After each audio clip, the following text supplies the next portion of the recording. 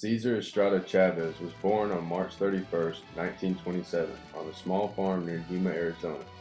Life began as a migrant farm worker. At age 10, his father lost the land due to the Depression. Cesar, his parents, brothers, and sisters became desperately poor.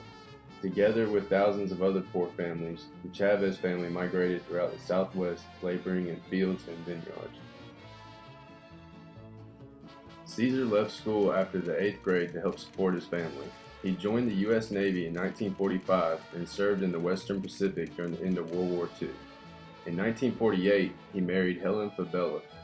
Cesar was working in San Jose when he met Fred Ross, an organizer for the Community Service Organization.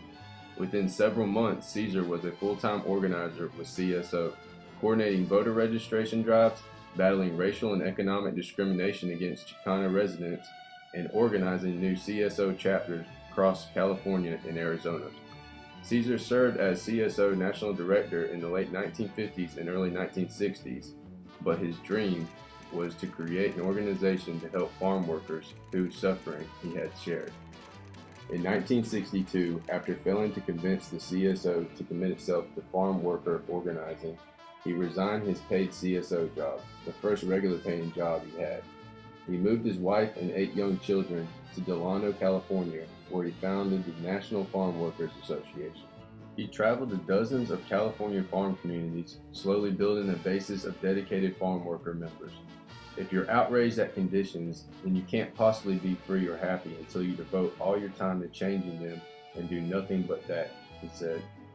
But if you can't change anything, if you want to hold on to a good job, a good way of life, and avoid sacrifice.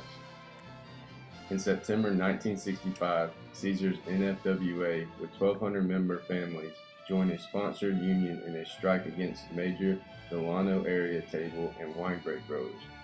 Against great odds, Cesar led a successful 5-year strike boycott that railed millions of supporters to the United Farm Workers.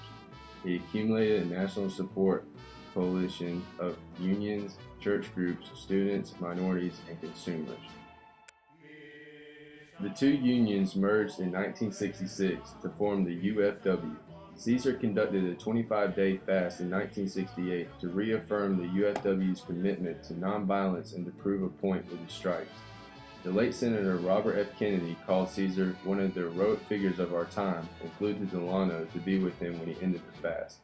By 1970, the boycott convinced most table grape growers to sign contracts with the UFW.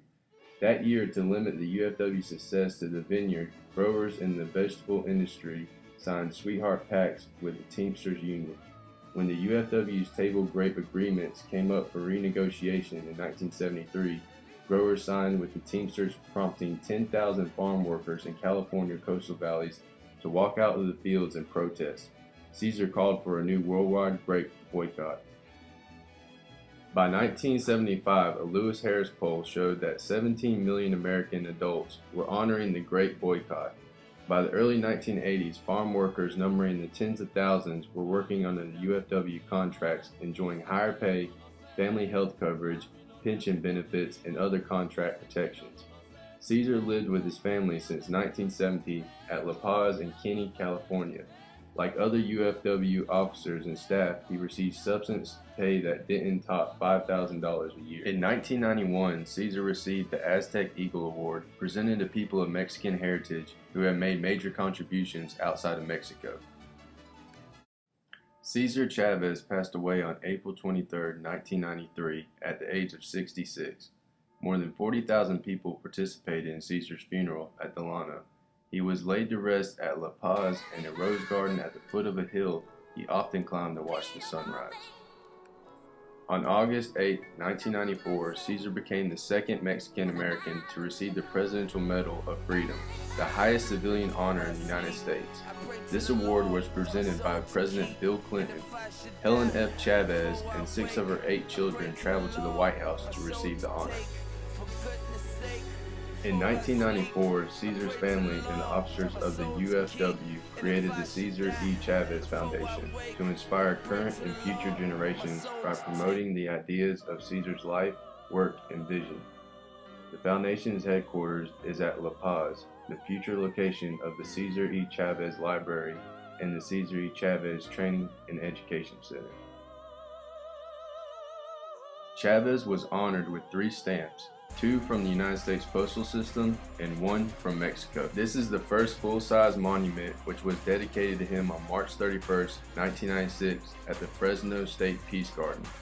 This is the Cesar Chavez Memorial Mural that is located at the Sonoma State University.